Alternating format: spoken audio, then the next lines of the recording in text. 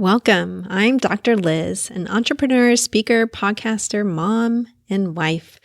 This podcast is about hypnosis, but also about all kinds of ways to help you live your fullest life, to heal, transform, to play the long game and go after the joy.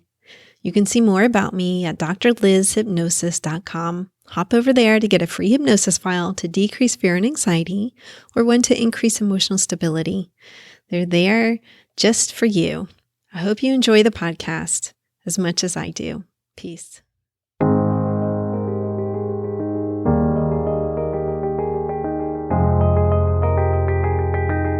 Hey everyone, Dr. Liz here. Today's conversation is with Dr. Mark Mincolla. We have quite the philosophical discussion about moving into a state to be able to create a miracle in your life for healing, as well as a practical tip about how to do that. Dr. Mincolla has worked with terminally ill patients for 37 years. He's helped hundreds heal and has healed himself from Lyme disease. He is a globally recognized expert in alternative health and functional medicine. His documentary, titled The Way of Miracles, was awarded the Best Health Awareness Film of 2021. And his book, The Way of Miracles, Accessing Your Superconsciousness, is a collection of documented research on the power of the subconscious, exercises he prescribes to his patients to raise their consciousness and cultivate their healing, as well as his own experience battling and overcoming Lyme disease. So he is here to talk about how he works. I hope you're healthy and happy wherever you are in the world, and that you enjoy the conversation. Peace.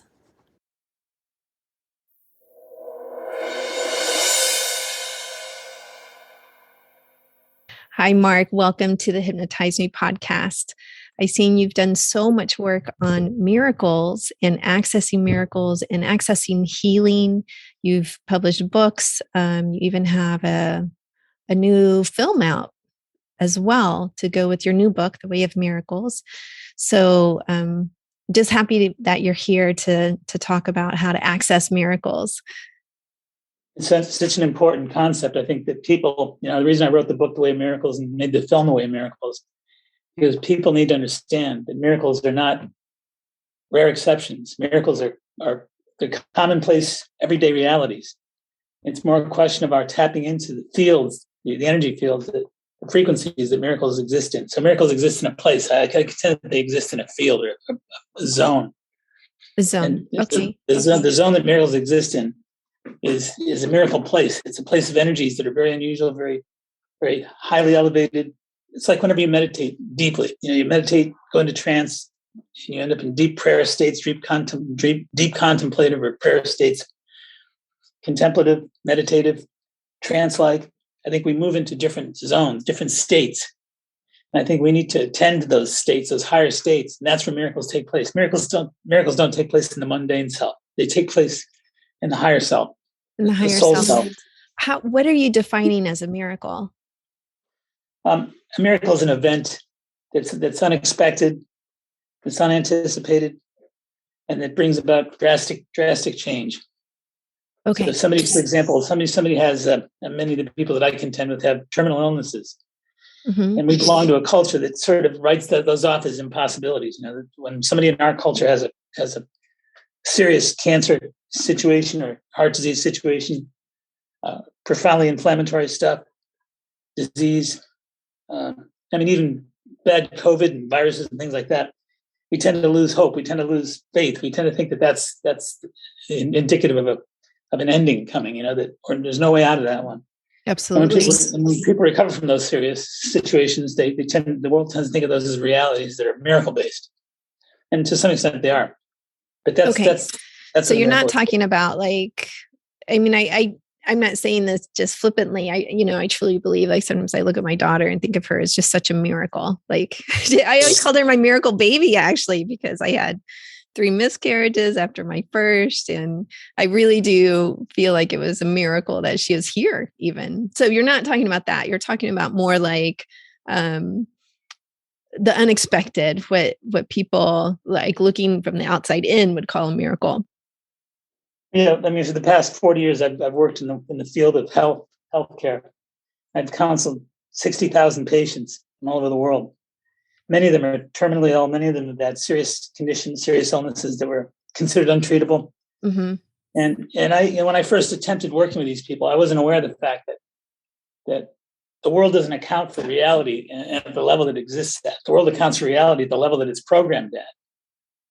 So I think it's really important that I understood, as I understood it, that reality was movable. It's mobile. It's changeable. It's alterable. Uh-huh. Especially when it comes to things like health related miracles, recovery from diseases, things like that. So I think that what I've worked with is patients who are terminally ill, very sick, who I grew up in a world that said those people don't stand a chance. Just help them out any way you can, but don't count much. Don't count on much. They're not going to make a miracle recovery. Mm-hmm. But I found slowly but surely that so many people that I worked with were strangely not going through miracle recoveries, or what I felt like were miracle recoveries. And so I learned early on that miracles are doable. They're much more real. They're much more possible than people are aware of. But again, our starting place in this culture is to not believe. There's 4 aspects when it comes to miracles. We can reject them, we can accept them, we can expect them, and we can create them. So I think most people will have experience of the first 2, but not necessarily this exactly last right. 2. Yeah, I think you're right. That's the whole point of the book, that I awakened to the fact slowly but surely that the world I was living in tends not to expect miracles. It tends to doubt them, not believe in them, not accept the possibility. Mm-hmm. So I started off by accepting them as my first change, because I came from a place of, like so many people, not believing in miracles. My first station, if you will, was a station that said we can accept the possibility. Mother Teresa, Jesus, the Buddha, whatever. I mean, we can accept that it's a possibility. It's not nothing I can do, but something that somebody can do. That's the first station. Then from there, I moved into the station of saying that's actually only a part of the equation. The other part of the equation is actually expecting it with a sense of believability. So in other words, there's something called expectancy. I think expectancy produces an energy that actually deepens your state, deepens your consciousness, and brings you closer to those zones that I talked about earlier. So the zones of consciousness that make miracles happen, the zones of consciousness where miracles exist, can be accessed more easily by developing expectancy. Expectancy actually changes our field, changes our energy, changes our energy. Absolutely. In a way that brings us closer to the reality of miracles. Yeah, I recently heard some research, and this is from a doctor in the medical field, an MD, around how when people get genetic results, genetic testing kind of results, and how that actually will change their physiology. So that is expectation there. I mean, when they measure it, and it's pretty miraculous, actually, like when you think about it. So anyway, so expectancy. I mean, I think part of developing that, I would imagine, is keeping an eye out for miracles as well. Yeah. Yeah, there's actually a part of the brain called the anterior cingulate cortex. And that part of the brain actually has been studied extensively by science. And scientists have found, researchers have found, the anterior cingulate cortex, when you imagine something, like you imagine a miracle, like if you have a sickness or even a head cold and you want to get rid of it, you're imagining in your mind before you go to bed at night. You wake up clear, no mucus, no inflammation, no sickness, no sneezing, none of that.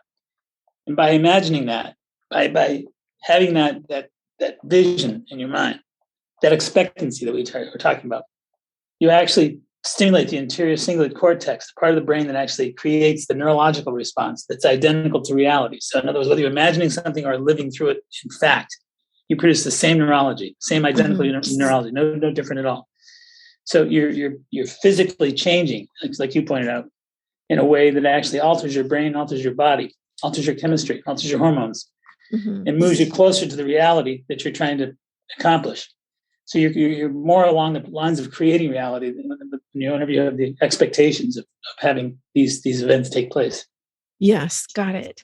Well, what was your first experience of that? Like, what was I think the first miracle where you moved from into believing that miracles happen?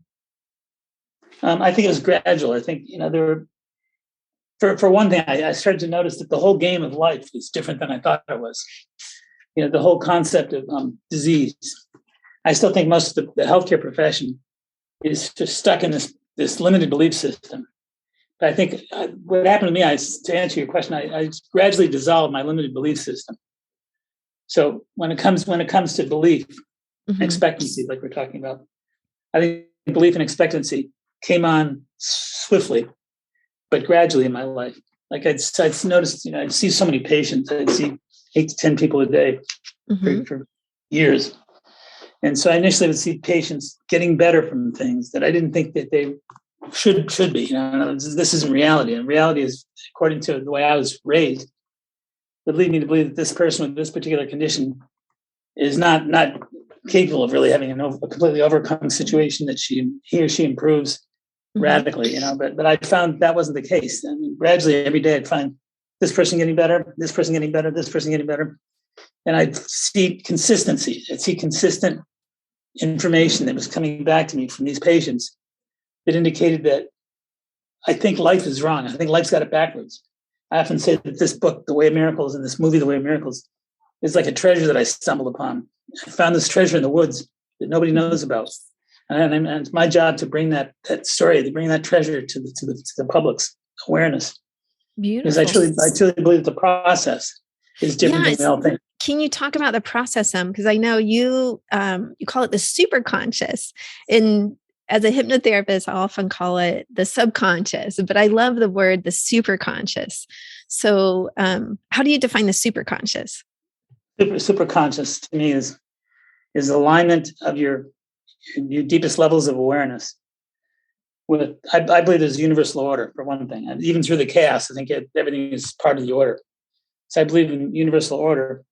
I believe the universe makes sense. I believe it's conscious. The universe is a living being. I treat the universe like a person, not like this big place. I think we tend to think of the universe as like a galaxy or like a universe that's a world, some kind of world. I think it's more a matter of the universe being like a person, a real big person with consciousness, with the ability to love, and needs to be loved, needs our attention, needs our affection, needs our care, needs to be reached out to by us, cared for by us, et cetera, et cetera. So I think that part of the equation indicates that there's a consciousness to the universe. The universe has an awareness. Yes. So I think that when you take the consciousness of the universe and then the subconsciousness of the human self and you merge them, you have superconsciousness. So it's kind of like an alignment. It's like an alignment of my subconscious mind with the universal mind. So how do people move into alignment so they get into this superconscious state? I think it's as simple as spending as much time and energy and devoting enough focus in your life to evolving, having the intent to evolve. So everything begins with intent. Everything begins with intent. So to have intent, yes, to try to dig deeper within yourself, to try to go closer to the center of your soul, to operate at a deeper level of truth, operate at a deeper level of clarity, consciousness. I think that's the key. I think the more you enter into that, the more meditation, the more contemplation, the more visualization, the more prayer, the more the effort, the more we work hard at getting to those deeper places within ourselves and emanating from those places, not just arriving there, but developing an emanation process. So we're emanating from that place. We're changing our identity, if you will. I talk about that in my books. It's a matter of changing the identity. So instead of being changing the identity to what?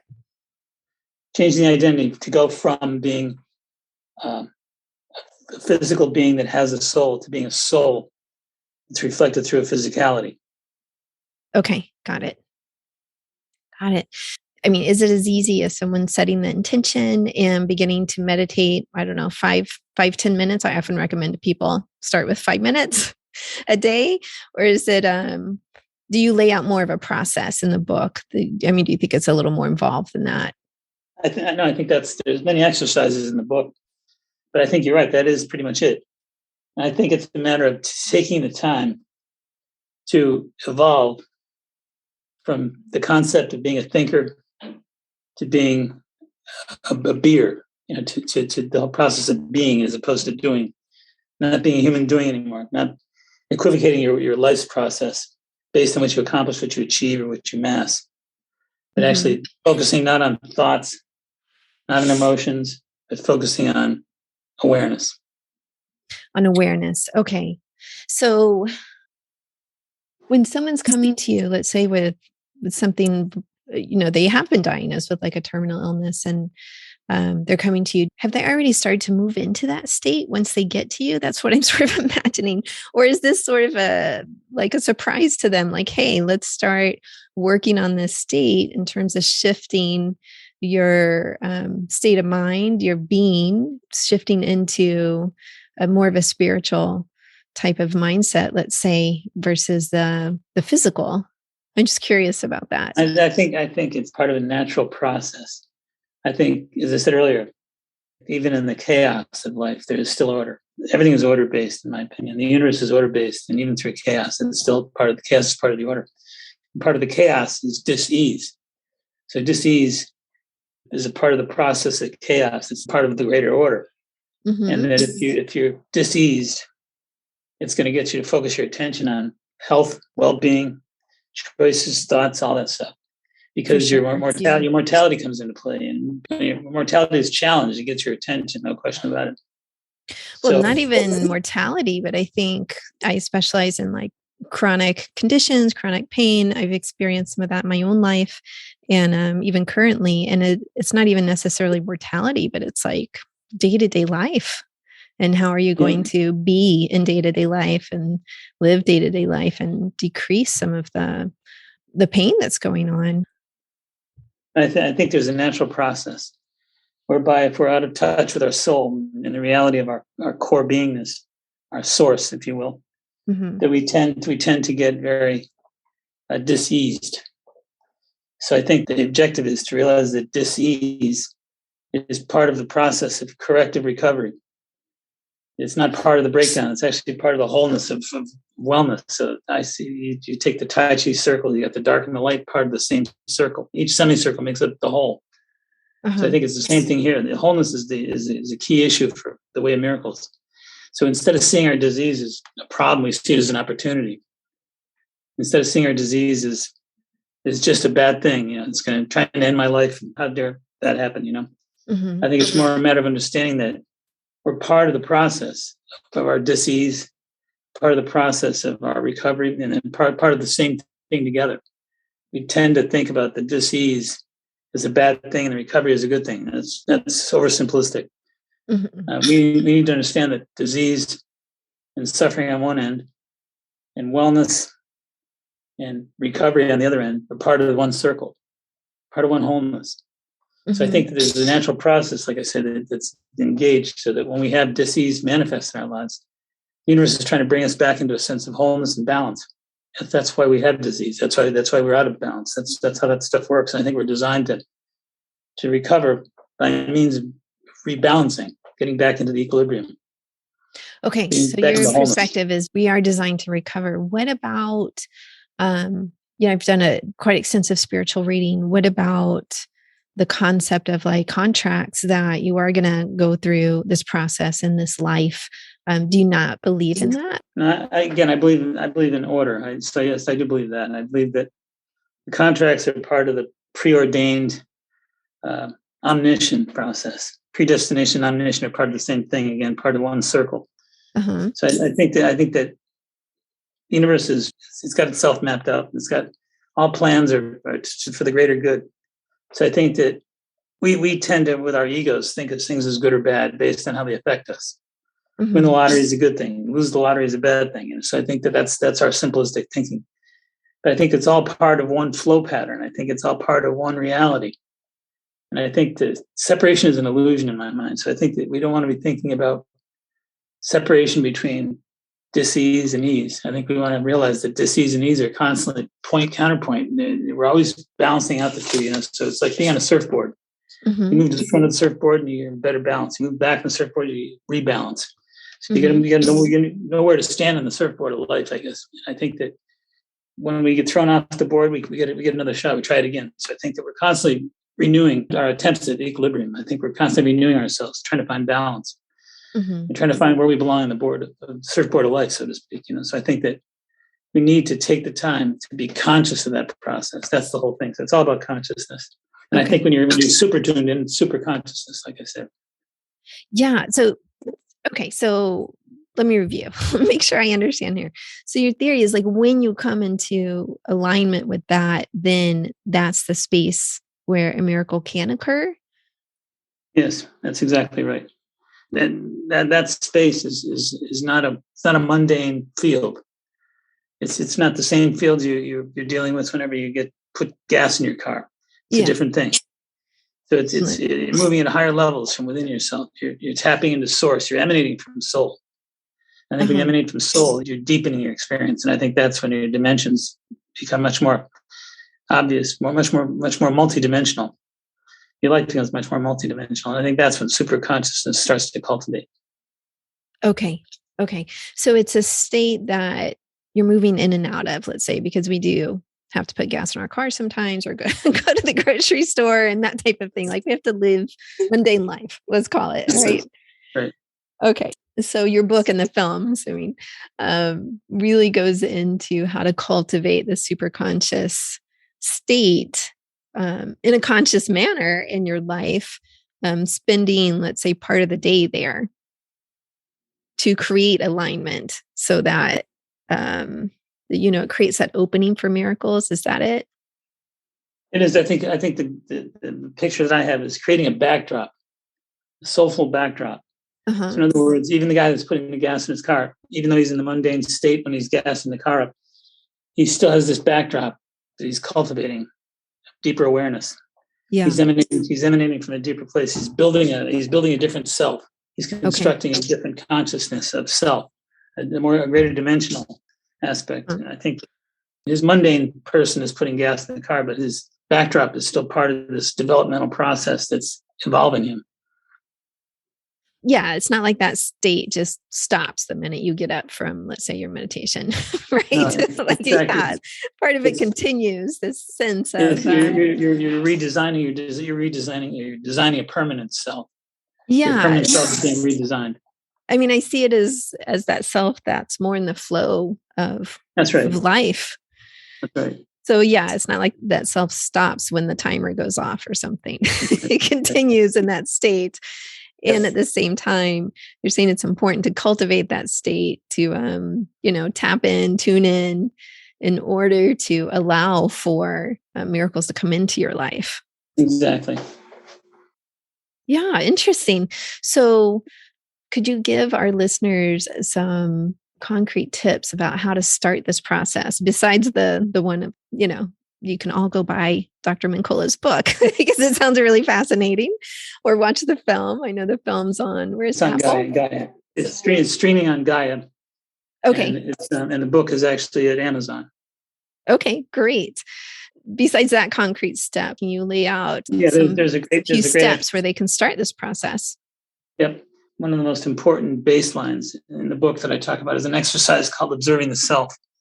So go to the nearest mirror and you look in the core of your eyes, in the center of your eyes in the mirror, and you undisturbedly fix your gaze on the core of your eyeballs. So your eyeball to eyeball, looking at yourself, 10 minutes, unwavering for 10 minutes. Don't waver. Try not to blink. Try not to lose concentration. Try not to get distracted. Mm-hmm. And spend 10 minutes just connecting with the core of the center of your eyes. In that 10-minute period, it will engage in a process, what I refer to as the tuning into the essence of your presence. That's what I refer to that as tuning to the essence of your presence. Mm-hmm. So the essence of your presence is reflective of your soul. I think it's really important that we get in touch every day. I say it's the first thing you should do every day. So what is the first thing most people do every day? Hit the snooze button. Yeah, hit the snooze button. Snooze button, yes. Make coffee, whatever. So I think that one of the first things I like to encourage people to do is tap into the essence of their self. It reminds me of, there was a therapy. I can't even believe that I remember this name, but it was Dr. Mincolla, and he developed this therapy sometime in the 90s, perhaps the 80s, but I think it was more the 90s. He called it mirror talk. where you would do eye gazing with yourself in the mirror, but also have dialogue with yourself in the mirror. So it sort of reminds me of that, at least the first part of it. I mean, the dialogue, I think it's always going on internally. I mean, part of the part of the goal for myself is to dial down that dialogue. And you're saying, I'm saying the most important part of that process is tuning into the essence of your presence.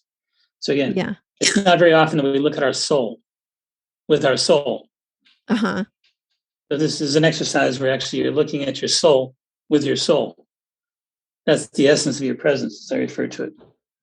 So what happens within you and around you when you make that connection, when you tap into your soul, and when your soul's looking at your soul in the same set of eyes, there's changes that take place within you, and it changes the reality. It's a gradual evolutionary process where it elevates your consciousness. You become the consciousness. There's a difference between having consciousness and being consciousness. I think that, in this culture, even medically, we tend to think if somebody gets into a car accident and we said they lost consciousness. You can't lose what you have, what you are, rather. You can't lose what you are. So you don't have consciousness. You are consciousness. I think that the tuning into the essence of your presence in this exercise tunes you into the essence of your energy. The soulful energy that you are, the essence of your presence, as I call it. You consciously isolate yourself as a massive awareness. And your awareness is aware of itself. That's what that exercise is about. And it strengthens you spiritually. And over time, it'll make you superconscious, more developed. Mm-hmm. It's an interesting conundrum I'm thinking on my side, because it's like sometimes that self-awareness becomes almost a sense of not being integrated for some people. I'm thinking of a couple of past clients where they get very, I don't know what the word is, annoyed at their own awareness, self-awareness, like, like not super in the way that you're using it, but sort of like super self-conscious, let's call it, which in some vein is like super self-awareness, right? Like they can't let that narrator so many people go. That process starts off from a standpoint of negative thought. A lot of people are carrying negative thought. I screwed this up. I screwed that up. I'm a jerk. I can't believe I did this. I screwed up big time. I messed up my life. I flunked the test, whatever. I think we have that mentality. To take that into the self-connection piece that we're talking about is to be critical and negative in your thinking process.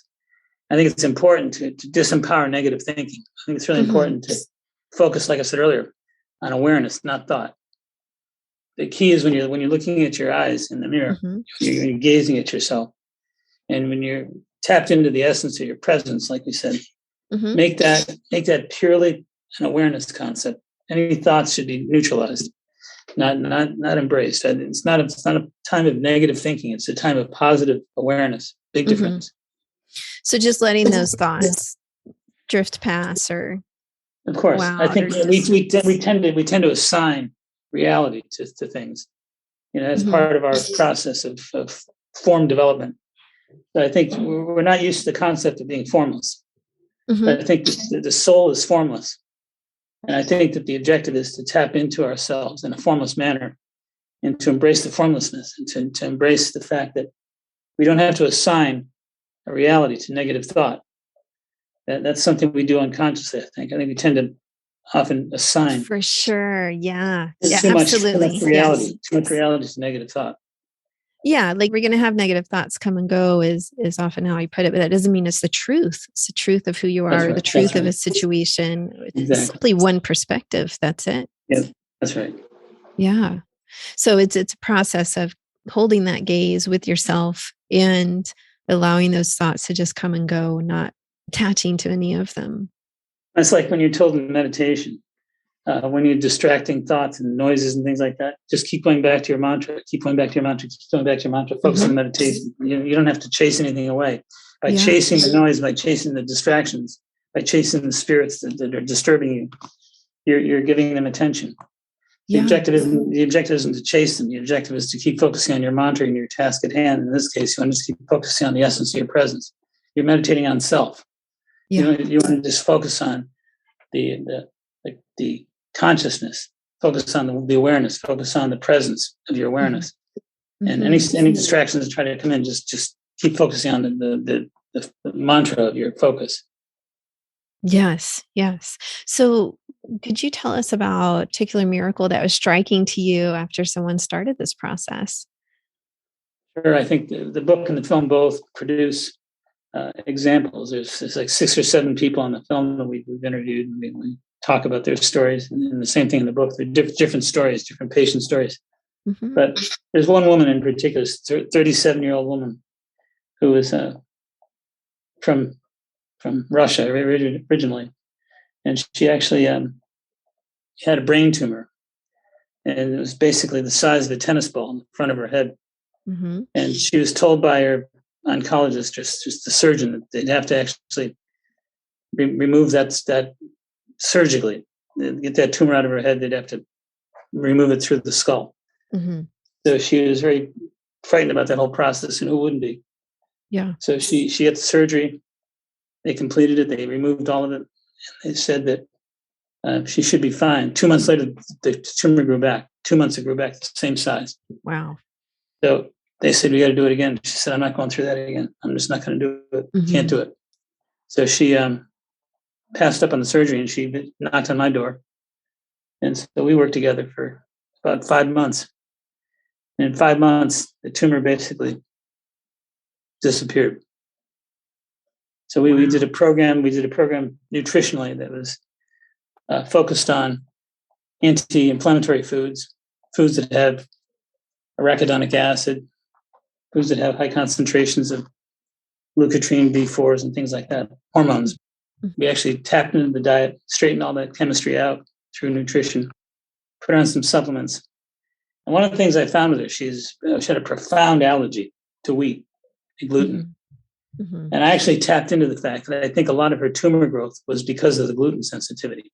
I think that 90% of her condition was correctable by getting her off the gluten. It's my contention that we tend to think of things as like dairy allergenic. Dairy is an allergy. Wheat's an allergy. Gluten's an allergy. Things like that. And I think there's no question that's true, but we don't understand to what extent those problems can manifest. They can become pretty serious. In other words, is it possible that someone's cancer is correlated with gluten? Is it possible that somebody's dairy allergy is correlated with their heart disease or whatever? And there's no doubt about it. Allergenesis is pretty serious business. It can be life-threatening. Yeah. I mean, I think if it's creating some inflammation in the body, and the inflammation can absolutely create, it's a disease. And that's what I think her situation was all about. I think that we found that when she got off the gluten, I think that she was able to put her body in a state of recovery, balance. She rebalanced. She's been tumor-free for 9 years. Wow, that's incredible. You're working with her like energetically in terms of her developing this superconscious mindset state in her body, but also in terms of moving that along with nutrition, you're saying. Absolutely. You got, to me, I mean, my discipline comes from the perspective of healing is physical, it's body, mind, and spirit. It's all the above. You can't separate any one thing. You can't get it done just by moving through one channel alone. Agreed. So my understanding, you need the whole picture. So much affects us in terms of what we're putting into our bodies. But it's not just food and nutrients and that types of things. It's also, what we're putting into our minds and how they interact and create different things in our bodies and our minds. I recently was put on some medication, and I was absolutely amazed that it really created depression in me. And I was aware enough to realize this. I was tracking symptoms and side effects and that type of thing. But it was like, wow, it was a real mind effect for me, where I was like, this is so clear that this is not the right medication for me. But, I'm not willing to have depression as a side effect for whatever it is trying to cure. I don't know. It's just really, really how what we're putting into our body can do that. So that was an example of a medication, but food can do the same thing. The human state is so vulnerable, so sensitive. I mean, we have so many energies within ourselves. We're so many counterbalancing energies. We have so many different frequencies that we produce. through thoughts, through feelings, just by being present in the universe. I mean, there's so many different energies, so many different frequencies that we generate. And it doesn't take much to change them, to affect them, to alter them. So, I mean, a medication, a vitamin, a mineral, relationship, conversation. Doesn't take much at all. We can notice radical changes of our energy fields, and sometimes permanently so. Yes, absolutely. It's so true. Well, it has been quite enlightening to speak with you about these different ways of healing.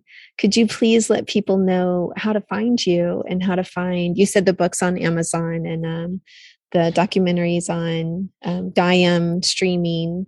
Where's your website? How do they find you if they want to work with you? As you say, the book is on Amazon. It's The Way of Miracles. It's also on Gaia, Gaia, Gaia. Also, you can actually tap into my website. It's markmincolla.com. It's MINCOLLA, 2 L's. COLLA.com. And that will be in the show notes for people as well as a link to the book and the documentary so that it's easily accessible to you. And do you still take private clients? Well, unfortunately, I'm booking for January, but yes. Okay, great.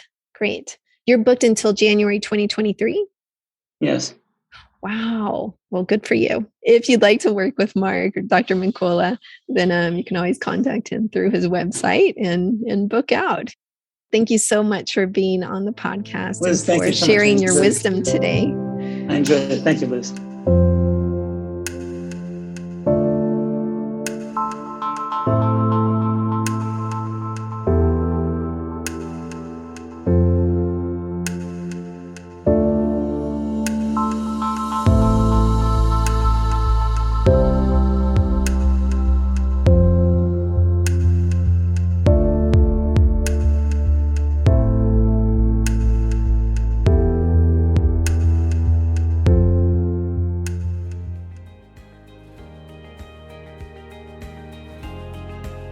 I hope you truly enjoyed today's episode. Remember that you can get free hypnosis downloads over at my website, drlizhypnosis.com, DRLIZ hypnosis.com. I work all over the world doing hypnosis. So if you're interested in working with me, please schedule a free consultation over at my website, and we'll see what your goals are and if I can be of service to you in helping you reach them. Finally, if you liked today's episode, please subscribe to the podcast or tell a friend. That way, more and more people learn about the power of hypnosis. All right, everyone, have a wonderful week. Peace. This podcast is not mental health treatment, nor should it replace mental health treatment. If you need therapy or hypnotherapy, please seek treatment from a trained professional.